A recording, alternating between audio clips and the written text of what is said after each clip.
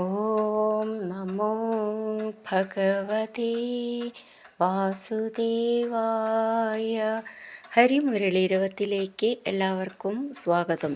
നാരായണായ നമ നാരായണായ നമ നാരായണായ നമ നാരായണ നാരായണായ നമ നാരായണായ നമ നാരായണായ നമ നാരായണ. ഇന്ന് നമുക്ക് 3ഉം 4ഉം ശ്ലോകങ്ങൾ നോക്കാം. ശ്രീമൻ നാരായണീയം ദശകം 38 ശ്രീകൃഷ്ണാവതാരം ശ്ലോകം 3.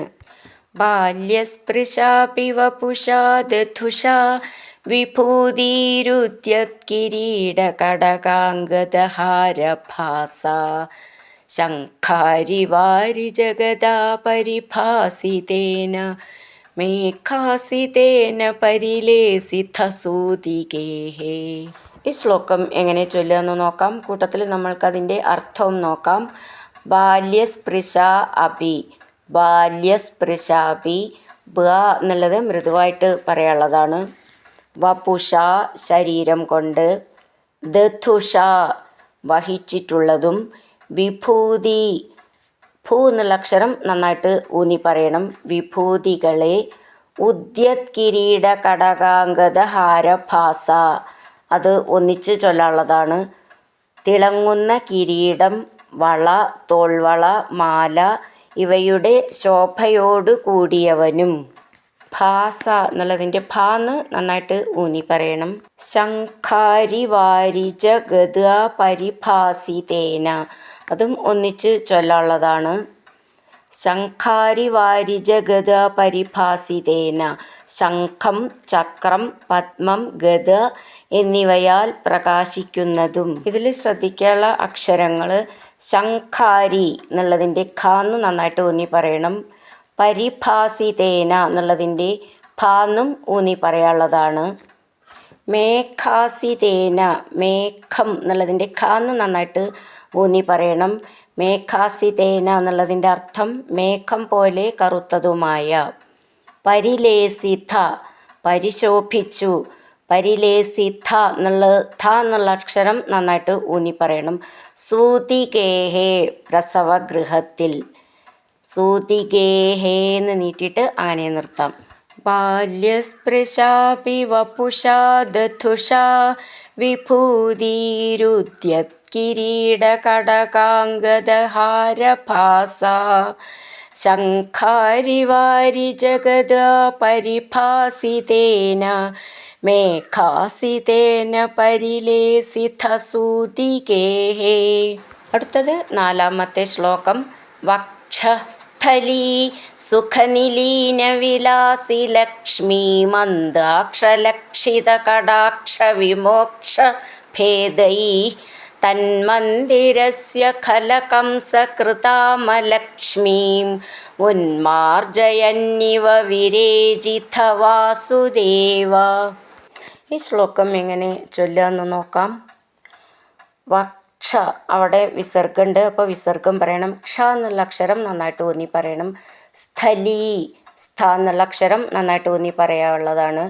സുഖനിലീന ഈ 2 വരിയും ഒന്നിച്ച് ചൊല്ലുമ്പോഴാണ് അതിൻ്റെ അർത്ഥം ശരിക്ക് കിട്ടുക. സുഖനിലീന വിലാസി ലക്ഷ്മി മന്ദാക്ഷ ലക്ഷിത കടാക്ഷ വിമോക്ഷ ഭേദൈ. മാറിടത്തിൽ സുഖമായി സ്ഥിതി ചെയ്യുന്ന അതിസുന്ദരിയായ ലക്ഷ്മി ദേവിയുടെ ലജ്ജ കലർന്ന കണ്ണോട്ടങ്ങളുടെ വൈവിധ്യങ്ങളാൽ. അതാണ് 2 വരിയുടെ അർത്ഥം വരുന്നത്. നമുക്കതിലത്തെ അക്ഷരങ്ങളൊന്ന് നോക്കാം. ഇതിൽ ക്ഷ എന്നുള്ള അക്ഷരമാണ് നിറയെ വരുന്നത്. അത് നന്നായിട്ട് ഊന്നി പറയാനുള്ളതാണ്. ക ഷ എന്ന് ചേർന്നത് ക്ഷ എന്നുള്ളത്. സുഖനിലീന എന്നുള്ളതിൻ്റെ ഖാന്ന് നന്നായിട്ട് ഊന്നി പറയാനുള്ളതാണ്. ഭേദൈ അവിടെ വിസർഗമുണ്ട്. ഭേ എന്നുള്ള അക്ഷരം നന്നായിട്ട് ഊന്നി പറയണം. അടുത്ത ലൈന് നോക്കാം. തന്മന്ദിരസ്യ ആ ഗൃഹത്തിൽ, അതായത് ആ കാരാഗൃഹത്തിൽ, ഖലകംസകൃതാം അലക്ഷ്മീം ചേർത്തിട്ട് ഖലകംസകൃതാമലക്ഷ്മീം. ഇവിടെ ഖ എന്നുള്ള അക്ഷരം നന്നായിട്ട് ഊന്നി പറയണം. ലക്ഷ്മീം എന്നുള്ളതിൻ്റെ ക്ഷ്മീം എന്നുള്ളത് നന്നായിട്ട് ഊന്നി പറയാനുള്ളതാണ്.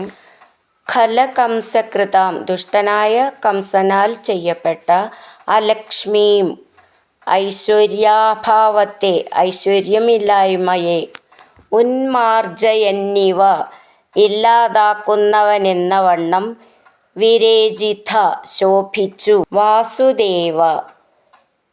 വസുദേവപുത്രനായ കൃഷ്ണ. ഇവിടെ നമ്മൾ നല്ല ശ്രദ്ധിക്കാനുള്ളത് വാസുദേവൻ എന്ന് പറഞ്ഞാൽ കൃഷ്ണൻ, വസുദേവർ എന്ന് പറയുമ്പോൾ കൃഷ്ണൻ്റെ അച്ഛൻ.